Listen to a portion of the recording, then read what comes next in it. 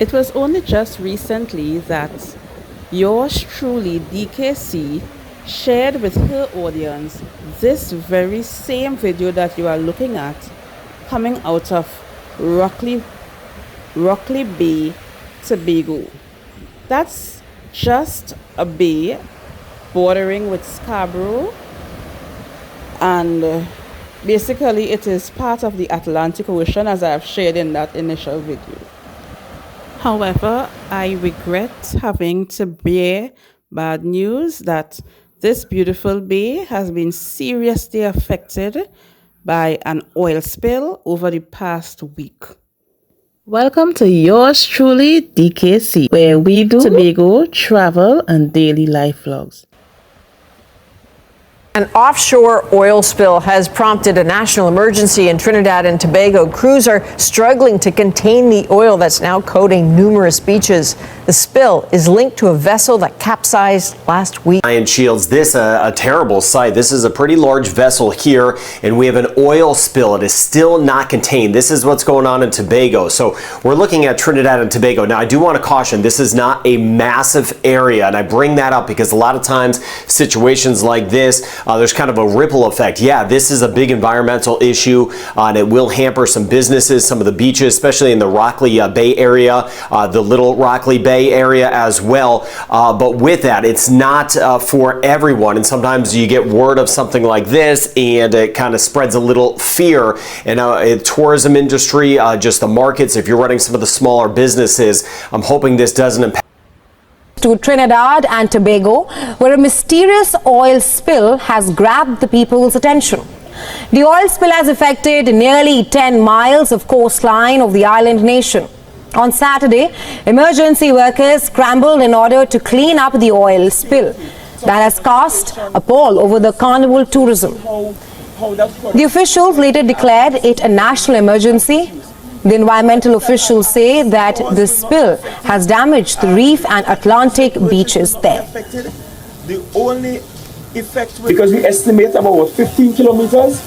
15 kilometers of the coastline is now blackened by this material. And at this point, to be honest, we are open to the assistance from anywhere. The mystery vessel, identified as the Gulf Stream, capsized on February 7th off the coast in southern Tobago and was dragged by currents towards the shore. Once sighted by the officials, the ship was sailing under an unidentified flag and made no emergency calls. The island's emergency management agency said that there were no signs of life on the vessel, whose cargo was initially believed to consist of sand and wood. According to the government authorities, the efforts of the Coast Guards are aimed at containing the oil spill at the moment.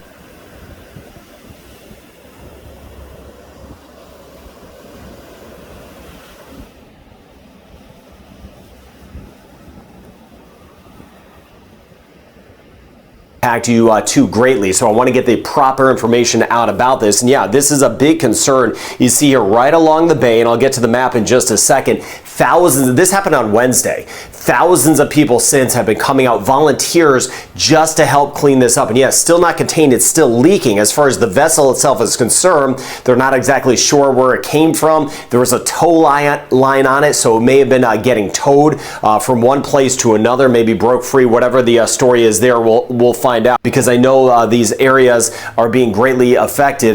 Some of the cruise ships still getting in and out, which is good. Again, this is not all of Tobago. It's just that really Atlantic side, that southeastern area, that we're rather southern area, I should just say, area that we're seeing right along Rockly Bay, where we're having some of those issues with the beach. So not yet contained, but again, supplies are coming in. We've been seeing more of that. And with the thousands of volunteers, such good people, you maybe are doing it yourself, getting out there to help clean this up with the supplies and with just a great effort from just folks knowing that this is a big issue, coming out to help things. Hopefully this will be contained very soon. So thinking of our friends in Tobago with this oil spill from that vessel as they get more information. I'll be to identify. The Trinidad and Tobago Coast Guard, or TTCG, has confirmed that at least 2 vessels were involved in the oil spill incident in Tobago last week. The Ministry of National Security is collaborating with other local and regional agencies, including CARICOM Impacts, the Guyana Coast Guard, the Maritime Services Division, and IR Consilium through consultant Dr. Ian Ralby to identify the vessels and their owners. Via a media release, the TTCG says investigations have revealed that the vessels appear to have been bound for Guyana. However, the Guyanese authorities have confirmed that neither vessel arrived as anticipated. At this stage, it is not known this is what's going on in Tobago here right now. The TTCG has also confirmed that the barge was being towed by a tug with solo creed from Panama, Guyana. Satellite imagery shows the Solo Creed towing an object on February 4, 2024. As part of the investigation, CARICOM Impacts contacted the authorities in Panama and Aruba for photographs of the tug, boat, and barge. Authorities in Aruba provided images of the tug towing the barge, and these images were used to confirm the identity of both vessels. When we think of the contrast of the state and condition of Rockley Bay, when we look at the before, how the beautiful blue waters, the white foamy effects of the waves rustling towards the shore, compared to what we are seeing now. Thick, well, we try not to say all. I recognize the persons in authority are trying to avoid saying oil because, as they say, they don't know the real contents of it, but it's giving off an odor of some hydrocarbon chemicals, but it's just unfortunate that this site, which I showed you all just recently, is now blackened by oil. But I will keep you all updated, because rest assured, it's not the first oil spill, and many countries throughout the world have been restored, or their cleanup efforts have bore fruits, right? And time is able to provide the cleaning. We know the effects of this could be long lasting, especially for the ocean and the ocean life. And the fact that in the Caribbean we are consumers of a lot of seafood, and a lot of the islands and the islanders thrive on, the business of selling the products of the ocean, and thrive on the tourism that is supported by the ocean. But we are happy to learn from the recordings of the different news reports that it's not the entire island of Tobago as some persons think. It's 15 kilometers. That's the threatened area, according to the Chief Secretary, Mr. Fali Augustine. So the threatened area is approximately 15, oh Lord, I hope I'm saying it right, 15 kilometers, Olia? I apologize if I'm incorrect, right? But I think it's 15 kilometers, he said, and therefore the entire coastal area, the entire Caribbean sea length of the ocean with all of those lovely beaches are not being affected. Okay, so let us look forward to see what updates will come from Tobago, and for sure you will see clips from me about the restoration of this area as we move forward. But just hold tight, hold strength, don't get overwhelmed. And if you can support the efforts to do the cleanup, by all means, let us all do what we can to support the efforts being made. All right? Because of how cold.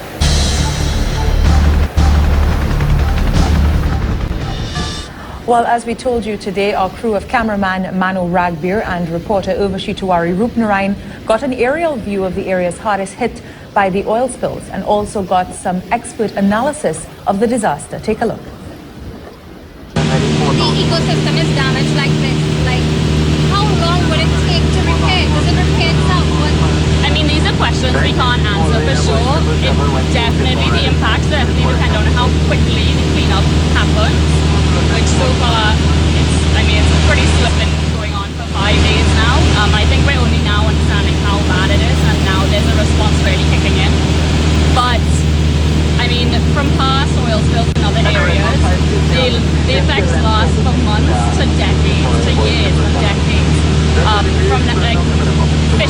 may be impacted from the death of juveniles and other adults now that will spawn. Also, our mangroves may have a huge die-off because of how coated they are with the oil, and the sediments will have the oil chemicals and toxins stay in them for years, and so we don't actually even know how long this may last. So even after these pellets are being put on the fisherman, goes to fish in these waters, do you say that these fish are safe to eat? I don't know whether they'll be safe to eat. I don't want to say for sure yes or no, but what we have seen from previous oil spills is that fish and other animals that have been in the area where the oil has spilled, they end up with toxins and chemicals in their body, which will last for a lifetime. So it may make them very sick. Some may just be able to carry on with it. Some may die. But then juveniles, which are coated like eggs and stuff, that actually may result in genetic mutations. For instance, after the BP oil spill in the Gulf of Mexico, there were lots of animals found without eyes and other deformities, for instance. So who knows what the impact may be, but what can be said is that we're seeing quite an extensive area covered with oil from the air. And I mean, that's only what we're seeing on the surface. Who knows what may be the impacts actually underneath, below the surface. But not for long. Well, what you've been looking at is an interview between our own Urvashi Tiwari Rupnarayan, who joins us on set now, and marine biologist Diva Amon. Diva Amon. And Urvashi spent some time... Girl, this is what's going on in Tobago here right now. So, Urvashi, what exactly did you see out there? Golda, it was extremely extensive. What I can say for certain is that what we are seeing on the shore is a fraction of what there is actually in the sea. Now, on the surface, you'll actually see a bit of the oil forming a glossy area over the sea. But under that, you'll see streams of black fluid that have not broken and come to the top just yet. And from what Miss Amon was able to tell you about marine life, because the audio was a little bit shaky there, so we weren't exactly hearing, but she said something about genetic mutations being a possibility. So there is a long-term effect for the fish stock in the area. Of course, not just the fish. Remember, there are oysters, there are shrimp as well. But what about the plant life under the sea? Because the crude oil could be that dense that it sinks to the bottom and coats plants. Yeah, I know she was mentioning the BP oil spill in there. Did she give an idea as to how long it would probably take to sort of remove that amount of oil from the ocean? Is she able to? She was not able, actually. It'll be difficult to say. We did see some booms which would contain the spill and prevent it from coming to shore. But that was just around the Le Bret area. And I'm telling you, it was from Le Bret straight to Carcass Point. You could see the streams of oil in the sea. So, Urvashi, if you could just look at the footage that we're running here, the darker areas that we're seeing, is that where is that what we're seeing as the oil You spills? see that sheen and it's gloss. That's the oil that has actually hit the surface of the sea. So it's basically spread out. But what I'm saying is under that, you'll see streams of black fluid. There you see it. It's there. And that hasn't dissipated and spread just yet. Oh, that thin line that's there. right. What you're That's referring line. to. So her estimation is that there's a lot more oil underneath the surface that That's right, because they've we not been don't able know, to reach this yet. and we're uncertain as to where exactly the oil is coming from. And the question is, has it yet been capped? Excellent.